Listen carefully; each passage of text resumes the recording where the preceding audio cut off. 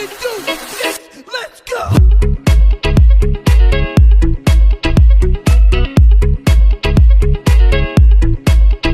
कैसा हो भाई लोग? वीडियो के थंबनेल देख के तुम्हें पता चल ही गया होगा कि आज किस बारे में बात होने वाली है। आज बात करेंगे हम हेयरफॉल और रिसीडिंग हेयरलाइन के बारे में। पता है पहले ये प्रॉब्लम 30 साल के ऊपर के बंदों को हो रही थी, लेकिन आज के टाइम में भाई 18 से लेकर 25 साल के बंदों को हो रही है और इतनी कॉमन हो रही है कि भाई हर दूसरे बंदे को हो रही है। मेरे साथ भी ये सेम प्रॉब्लम हुई थी 2 साल पहले।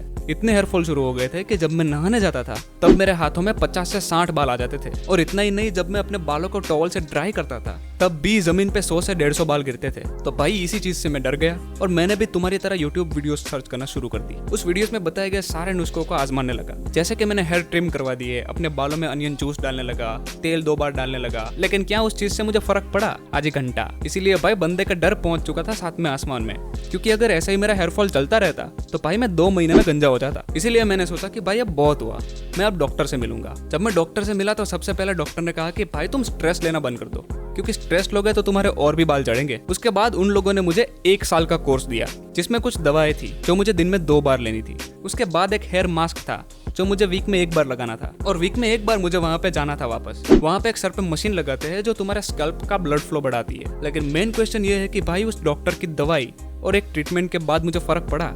हाँ भाई बिल्कुल पड़ा। तकरीबन 1 महीने के बाद मेरा हेयरफॉल बंद हो गया। उस दवाई से मुझे नए बाल भी आने शुरू हो गए। फिर मैंने 1 साल के लिए वो ट्रीटमेंट कंटिन्यू रखा। जब मेरी ट्रीटमेंट खत्म होने वाली थी तब मैं लास्ट ट्रीटमेंट लेने के लिए गया, तो डॉक्टर ने मुझे कहा कि 1 और साल का पैकेज ले लो। तो मैंने सोचा नहीं यार, अब क्यों लेना, अब तो हेयरफॉल बंद हो चुकी है। और पता है उस 1 साल का कॉस्ट मुझे क्या पड़ा? 18,000 रुपए।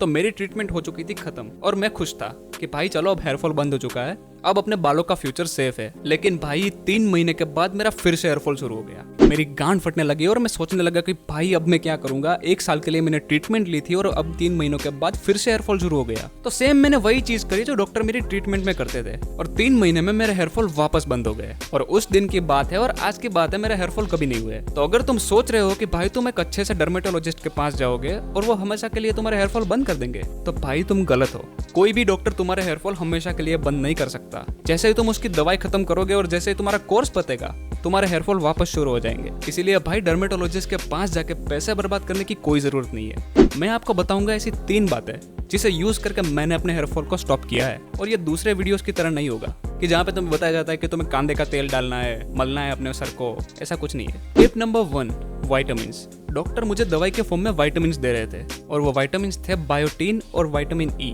बायोटीन एक ऐसा विटामिन होता है जो तुम्हारे बाल और नाखून के लिए बहुत जरूरी होता है। बायोटीन तुम्हारी डेली डाइट में भी होता है, लेकिन जब बायोटीन का जरूरी अमाउंट नहीं मिल पाता है तब तुम्हारे शुरू होते हैं हेयरफॉल। इसीलिए तुम्हें बायोटीन बाहर से देना होगा, यानी कि तुम्हें सप्लीमेंट्स लेने होंगे बायोटीन के। मैं लिंक डिस्क्रिप्शन में दे दूंगा जहां से तुम परचेस कर सकते हो। मैं अभी भी बायोटीन यूज करता हूँ। बायोटीन और विटामिन ई की पिल्स को भाई तुम दिन में 2 बार यूज करो। उसके बाद आता है विटामिन ई।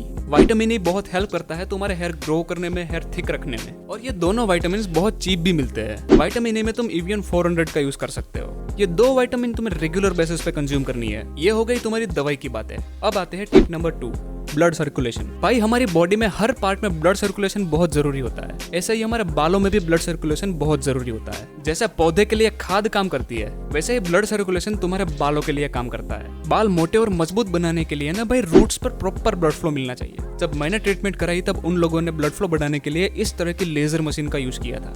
अगर ये मशीन मुझे मिली तो भाई मैं डिस्क्रिप्शन में लिंक दे दूंगा जहां से तुम परचेस कर लेना। लेकिन इसकी जगह पे तुम्हें यूज करना है मसाजर का, जो एग्जैक्टली सेम वर्क करता है तुम्हारे सर पे ब्लड फ्लो बढ़ाने के लिए। मैं उसकी भी लिंक डिस्क्रिप्शन में दे दूंगा। तुम्हें अपने स्कैल्प को रोज मसाज करना है। और एक योगा भी है, शीर्षासन, जो ब्लड को स्कैल्प तक पहुंचाता है। तो बस मैं अपने सर पे ब्लड सर्कुलेशन बढ़ाने के लिए इन 2 चीजों का यूज करता हूँ, एक तो मसाजर और दूसरा योगा। तो आपको भी सेम चीजें करनी है। Tip number 3, trim your hair. अपनी उंगलियों को कुछ इस तरह से अपने बालों में घुमाओ। अगर तुम्हारे हाथ में 4 से 5 बाल आए तो भाई तुम्हें बस अपने बालों को ट्रिम कर देना चाहिए, क्योंकि लंबे बाल खींचते बहुत है, इसलिए ज्यादा गिरते हैं। जब तक तुम्हारे बाल एकदम गिरना बंद ना हो जाए तब तक तुम्हें अपने बालों को ट्रिम ही रखना है, क्योंकि भाई जब बालों को हम गिरते हुए देखते हैं तब हमारी टेंशन बढ़ जाती है। इसीलिए बालों को ट्रिम ही रखो। बस मैंने इस 3 बातों का ध्यान रखा और मेरे हेयरफॉल बंद हो गए। इसलिए तुम्हें भी इस 3 बातों का ध्यान रखना है और तुम्हारे हेयरफॉल पक्का बंद हो जाएंगे। तुम्हें पैसे ज्यादा वेस्ट करने की कोई जरूरत नहीं है। मैं ऐसी वीडियोस लाता रहता हूँ। सो भाई अभी तक चैनल को सब्सक्राइब नहीं किया है तो क्या कर रहे हो यार, तुम्हारे भाई को सब्सक्राइब करो।